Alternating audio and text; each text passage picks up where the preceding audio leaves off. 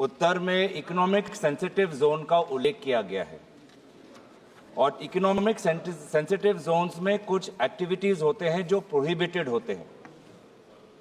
असम में एक economic sensitive zone है होलोंगापार गिबॉन सैंक्चुरी, होलोंगापार गिबॉन सैंक्चुरी। इसका जब ड्राफ्ट नोटिफिकेशन 2018 में निकलता है कि कौन से वो एक्टिविटीज प्रोहिबिटेड है, तो उसमें तेल और गैस का विवरण होता है। Setting of industries including new oil and gas exploration causing pollution, उनके ड्राफ्ट नोटिफिकेशन उनके एनेक्स्चर में आता है। ये है 2018 में। लेकिन 2019 में जब दोबारा फाइनल नोटिफिकेशन आता है कि इकोनॉमिक सेंसिटिव जोन होलोंगापार गिबन में कौन से वो प्रोहिबिटेड एक्टिविटीज है, तो तेल और गैस गायब हो जाता है। उसमें सिर्फ setting of industries causing pollution आ जाता है। ऑयल एंड गैस एक्सप्लोरेशन जो पहले एक्सप्लिसिटली मेंशन था, उसको हटाया जाता है। आप समझ सकते हो, अब उस होलोंगापार गिबन सैंक्चुरी में एक बड़ा तेल कंपनी वहां पर एक्सप्लोरेशन करना चाहता है।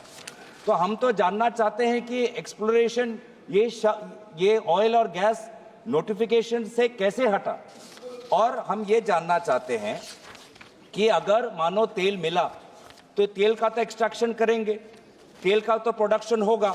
सेंट्रल पोल्यूशन कंट्रोल बोर्ड साफ साफ कहता है कि रेड कैटेगरी लिस्ट है on offshore extraction of oil and gas, red category list में आता है, जो इकोनॉमिक सेंसिटिव जोन में नहीं अलाउड है। तो मैं यही जानना चाहता हूं कि national board of wild life ने जब ऑयल प्रोडक्शन हो ही नहीं सकता, तो एक इकोनॉमिक सेंसिटिव जोन में वो ऑयल एक्सप्लोरेशन क्यों अलाउ कर रहे हैं?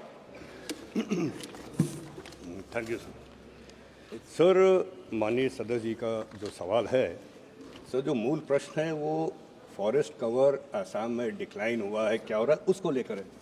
अब आप माननीय सदस्य एक स्पेसिफिक इकोनॉमिक जोन की बात कर रहे हैं, इको सेंसिटिव जोन की बात कर रहे हैं, सो उसके बारे में डिटेल लेके मैं बता दूंगा सर। लेकिन जहाँ तक डेवलपमेंट का सवाल है सर, हमारे देश के लिए खास करके नॉर्थ ईस्ट रीजन बहुत ही खास महत्व रखता है सर। वहाँ का डेवलपमेंट हम लोगों के लिए एक प्रायोरिटी है। मैं माननीय हाउस को बताना चाहता हूँ सर कि पिछले 11 साल सर जो हमारे नॉर्थ ईस्ट का डेवलपमेंट इंडेक्स है वो 8% हो गया है, और वो अपने नेशनल एवरेज इंडेक्स से बहुत ज़्यादा है sir. The development priorities for a country is also very important.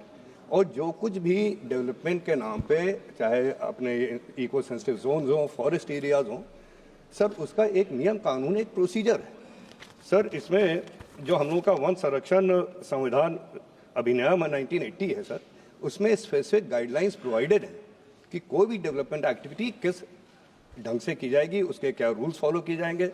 अगर उससे हमारे फॉरेस्ट को या एनवायरनमेंट को कोई नुकसान होता है तो उसको मिटिगेशन के लिए क्या क्या प्रोसेस हम लोग करेंगे सर। Thank you sir. माननीय सदस्य इस सदन में आज हम कैबिनेट मिनिस्टर भूपेंद्र यादव को मिस कर रहे हैं। अगर वो उपस्थित होते तो आज हमारे प्रश्नों का उत्तर मिलता। उनके पिता, अगर आज ये जब ये सवाल है, उनके पिताजी एक्सपायर हो गए, आज ये जब सवाल है तो उनको उपस्थिति होनी चाहिए। एक मिनट, एमओएस दे सकते हैं, पर आज वो उपस्थित क्यों नहीं है सर? एक मिनट, उनके वो उत्तर दे सकते हैं, पर एक मिनट, वेणुगोपाल जी, एक मिनट, गौरव जी, एक मिनट।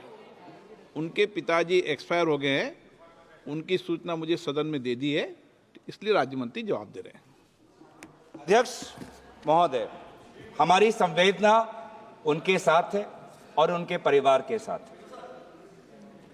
मेरा दूसरा सवाल है सर कि Assam's forest cover has reduced by 86 square kilometres between 21 and 23। ये India state of forest report का है। तो जितना भी गतिविधियों का उल्लेख आदरणीय मंत्री ने किया है, हो सकता है कि राज्य सरकार इनके एडवाइजरी को पालन नहीं कर रही, या ये जो फंड्स भेज रहे हैं उसका राज्य सरकार दुरुपयोग कर रही है, क्योंकि फॉरेस्ट कवर बढ़ा नहीं है, पिछले 3-4 सालों में घटा है। Indian state of forest report कहता है Assam's forest cover has reduced by 86.66 square kilometers between 21 and 23. Altogether, as per Assam Science and Technology Environment Council, Assam has lost 83.92 square kilometers of forest and tree cover over 2 years. और सबसे ज्यादा कहां हो रहा है?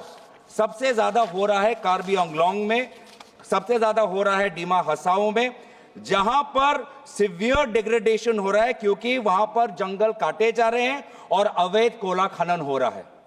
मैं जानना चाहता हूं सरकार से कि क्या ये जो फॉरेस्ट ज्यादातर कार्बी आंगलोंग और डिमा हसाओ में अवैध कोयला खनन के द्वारा घटे जा रहे हैं, क्या वहां पर सेंट्रल टीम जाएगी? क्या वहां पर इंक्वायरी बैठाएगी?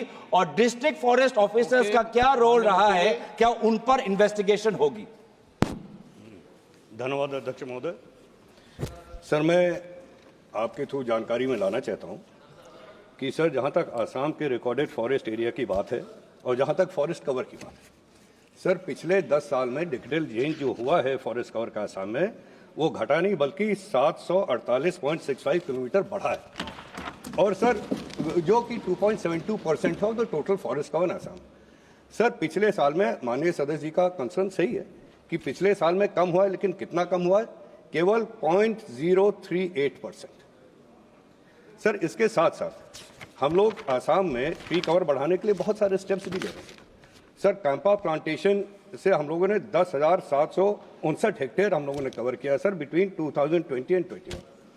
सर इसी तरह फॉरेस्ट कवर के लिए यहाँ पे एक new battalion of Assam forest protection force raise की गई है, जिसमें 2000 फॉरेस्ट फ्रंटलाइन स्टाफ रिक्रूट किए गए हैं।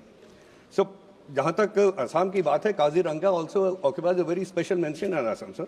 वहाँ पे हम लोग नॉट ओनली हम लोगों ने पोचिंग खत्म कर दी है, लेकिन वहाँ पे सैकड़ों किलोमीटर अवैध इंक्रोचमेंट से खाली किए हैं। Sir government of India is taking these various steps and it is also part of the responsibility of the state forest officials to carry out these acts. हम लोग एक एडवाइजरी बॉडी हैं, हम लोग फाइनेंशियल असिस्टेंस देते हैं। इसके साथ जो कंसर्न माननीय सदस्य जी ने रेज किया है वो सही है, कम हुआ है लेकिन मार्जिनल कम हुआ है। और क्यों कम हुआ है सर, इसका इन्वेस्टिगेशन भी हम लोग कर रहे हैं।